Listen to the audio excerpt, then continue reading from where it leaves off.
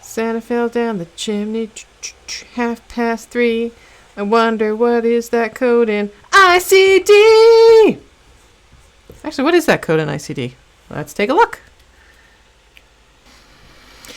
So the interesting thing about a lot of these accident codes is we can't look them up in our normal alphabetic index. We have to make sure that we find our table of external causes of injuries. So that's where we kind of got to start. And these are a little bit sometimes more difficult to navigate because of just the place of occurrences and the way that the index is just kind of laid out. Like if you see it here, it starts with abandonment. And then a lot of them, if you think about, you know, what's going on here? Is it an accident? Is it a fall? Is it a striking? Is it a, stabbing? There's a lot of codes for traffic accidents, which is nice. So if you're looking at something, maybe that's potentially an MVA. There's a lot of different accident codes. This one is a little bit particular. I could have sworn I would be able to find something involving fireplaces, but I could not find specifically a fireplace code. So what I did was I started thinking, okay, he's falling from the chimney. Chimney pretty much has to be on the roof, right? So the closest I think I can find is maybe a fall from the roof. And there are a lot of different fall codes. You have to be careful too with a lot of these activity codes because oftentimes they cannot be a primary code. There has to be something like what was the accident itself. So like if Santa fell down the chimney and broke his knee, we would be coding that knee injury first and then coding the fall. So here, let's see what we got. We got factors.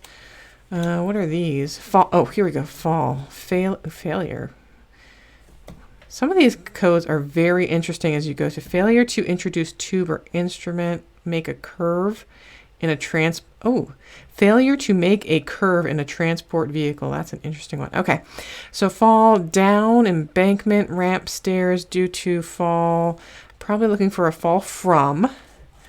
And then we have fall from ladder. No, there's actually, I couldn't even find anything interesting involving like, sled dogs and stuff. Oh, look, I'm already ruining my picture here, you guys. What a jip. Fall from, are we there? Oh, roof. W13.2. Now, look at that little checkbox here. What's that telling us? That we need some additional character extensions. And you're going to see that with almost every accident code, that they're going to want that either A initial, D for subsequent, or S for sequela as our 7th character extension. So you're going to need a lot of those big old X placeholders here. Okay, so category W13 are fall from, out, or through building or structure. And like I said, here we go. We need that 7th character extension to be added for, is it the initial time? So initial not meaning necessarily the very first time, but any time that patient is receiving active treatment. Subsequent encounters are the healing phase, and then sequela or anything that is resulting from that. The most common one to think about is if the patient has a laceration on their arm and they have a scar. The scar would be the same laceration code with that S for sequela, and then also the code for the scar. But again, initial in the 7th character extension and subsequent doesn't mean the same as like E&M, where we say the initial visit is maybe an H&P in the hospital and subsequent are those rounding visits after they've been admitted. This is a different initial subsequent. So initial in this character extension for 7th character extensions is initial is the active treatment. So we're still getting active treatment. D is the subsequent or healing phase. So we got our roof code here, W13.2, and then we need a 7th character extension. So we gotta put a bunch of X's in there to placehold there.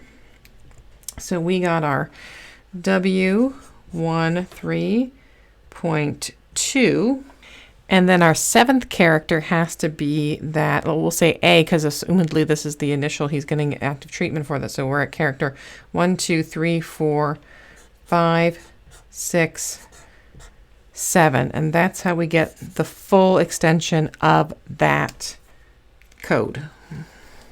I hope you found this video helpful. If you did, make sure you give it a big thumbs up because I'm certainly not getting for it for my artistic talent.